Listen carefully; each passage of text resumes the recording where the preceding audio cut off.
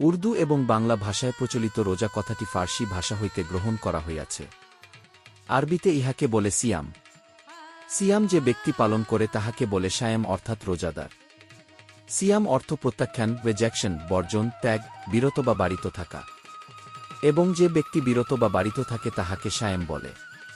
এখন কথা হইল সায়েম অর্থাৎ রোজাদার কোন বিষয় হইতে বাড়িত হইয়া থাকিবে এবং কি প্রত্যাখ্যান করিবে। প্রত্যাখ্যান করিবার এবং বাড়িত হইবার একমাত্র বিষয় হইল দুনিয়া তথা তাগুত। সিয়াম করা অর্থ সপ্ত ইন্দ্রিয় দ্বার দিয়া যাহা কিছু বিষয়বস্তু মস্তিষ্কে প্রবেশ করে তাহার মোহ বর্জন করা। এইরূপ বর্জনের গুরুত্ব যে ব্যক্তি সাক্ষ্য দেয়া অর্থাৎ উপলব্ধি করে সেই ব্যক্তিই কেবল এই মাসে সিয়াম করে। অন্য লোকেরা কেবলমাত্র পানাহারের সময়সূচির বিধান পালন করিয়াই আত্মপ্রসাদ অনুভব করে। আল্লাহর দাস যখনই আল্লাহকে ডাকে তখনই তিনি তাহার ডাকে সাড়া দেন, কিন্তু সকল দাস তাহা শুনিতে পারে না। আল্লাহ মানুষের নিকটেই আছেন, কিন্তু মানুষের মন আল্লাহ হইতে দূরে সরিয়া থাকে।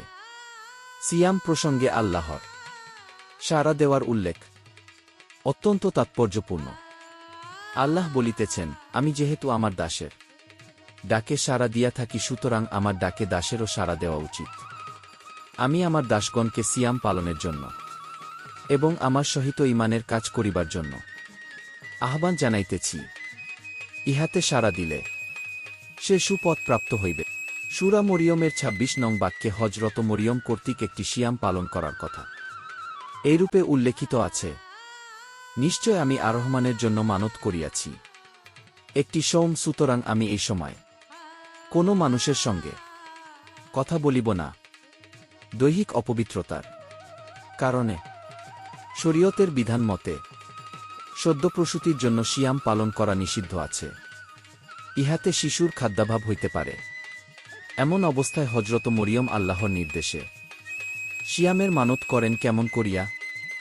যেহেতু দিনের বেলা খাদ্য ত্যাগের মধ্যে সিয়াম আবদ্ধ নয়, সেই হেতু মরিয়ম সেই নাজুক অবস্থায় সিয়াম পালন করিয়াছিলেন। ইহাতে প্রমাণ হয় সিয়াম সম্পূর্ণরূপে মনের ব্যাপার। খাদ্যের সময় নিয়ন্ত্রণ উহার একটি সাধারণ আনুষ্ঠানিক বিষয় মাত্র। সিয়াম সম্পূর্ণ মনের ব্যাপার। কথা বলিতে গেলে সিয়াম হইতে মনের যতটুকু বিচ্যুতি ঘটিয়া থাকে এবং তাহাতে সিয়াম ভাব ব্যাহত হয়, খাদ্য গ্রহণে তাহা হয় না। অর্থাৎ অপরের সঙ্গে বাক্যালাপে সিয়াম ভাব যে পরিমাণে ব্যাহত হয় ২৪ ঘণ্টার মধ্যকার আহারের সময় নির্ধারিত না করিয়া প্রয়োজন মতো যখন ইচ্ছা পানাহার গ্রহণে তাহা হয় না। বাণীতে মহান মাওলা শাহ সুফি সদর উদ্দিন আহমদ চিশতি আলাইহিস সালাতু আসসালাম